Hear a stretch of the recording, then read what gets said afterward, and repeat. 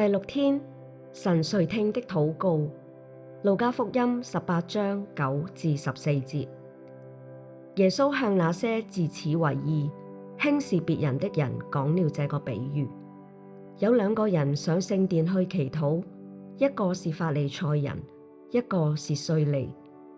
法利賽人站着禱告給自己聽，這樣說：神啊，我感謝你，我不像別人勒索、不義、奸淫，也不像這個稅吏。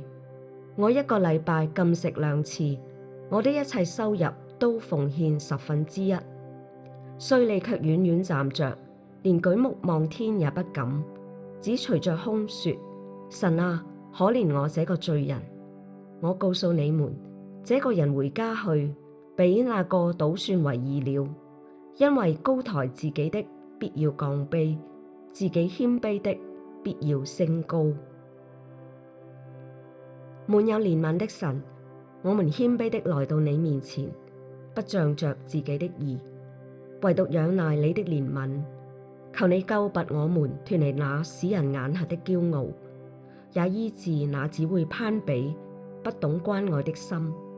求你教導我們何為謙卑，並幫助我們完全依靠你的恩典，如同那個稅吏。我們禱告說：神啊，開恩可憐我這個罪人。阿們。